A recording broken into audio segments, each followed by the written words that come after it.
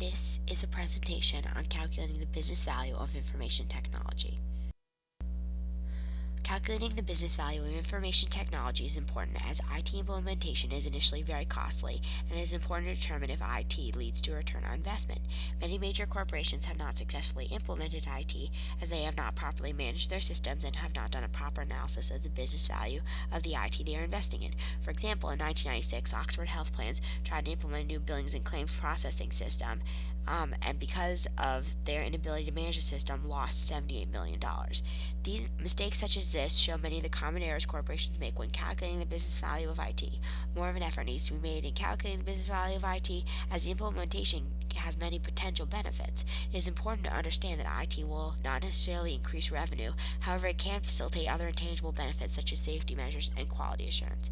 In this presentation, I will be illustrating a new approach to calculating the business value of health IT. This presentation uses data from VISTA. VISTA stands for the Veterans Health Information Systems and Technology Architecture. It is the health information system used by the Department of Veterans Affairs. The Veterans Health Administration is the U.S.'s largest healthcare system. In 2001, the VHA provided care to 4.2 million veterans, employed 180 medical personnel, operated 163 hospitals, 800 clinics, and 135 nursing homes. VISTA is therefore one of the most widely used electronic record systems in the world, as it is responsible for the records of the VHA. VISTA debuted in 1994, but the technology was initially developed in the early 80s. The following data was given by the Department of Veterans Affairs on October 16, 2007. The data contains the fiscal year, the budget of the Office of Information, the numbers of records in VISTA, and the VHA cost per patient index. To better understand this data, I've created scatter plots to determine the correlations between different sets of information. The stronger the relationship, the more significant the findings are. Theoretically, there should be a strong relationship between IT costs and use. If IT costs have not led to more use, then the return on investment is not significant. Illustrated is the correlation between IT budget and cost per patient. The numbers were taken from the data chart on the previous slide. The lines used to illustrate the correlation and eliminate the outliers, making the correlation stronger. Correlation is calculated on a 0 to 1 scale. The closer to 1, the greater the correlation. The number 0.7.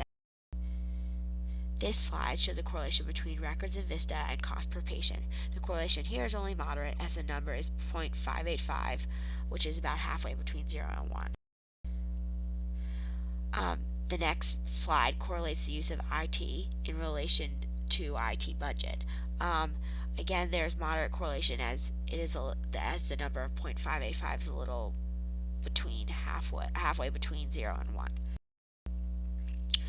Now, once correlation is determined, you can determine causation. We want to determine if revenue leads to IT use, which leads to investment in IT, or if IT investment leads to IT use, which leads to revenue.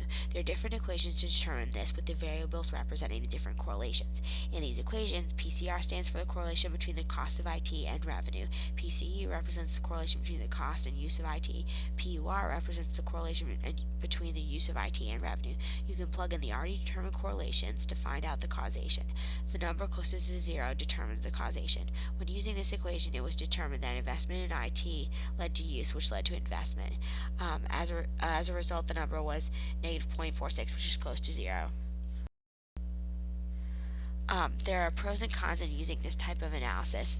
One problem with this method is that if the data is not thoroughly tracked by the organization, you can't use this method. Also, the analysis in this method only focused on 3 variables. A more thorough analysis could be conducted with more information. Some of the benefits of using this type of analysis are that using correlations can help identify specific areas of interest for organizations, and it can help see where revenue is specifically going and where it's coming from. Hopefully, if more companies use this type of analysis, they will have more sound grasp on the business value of IT.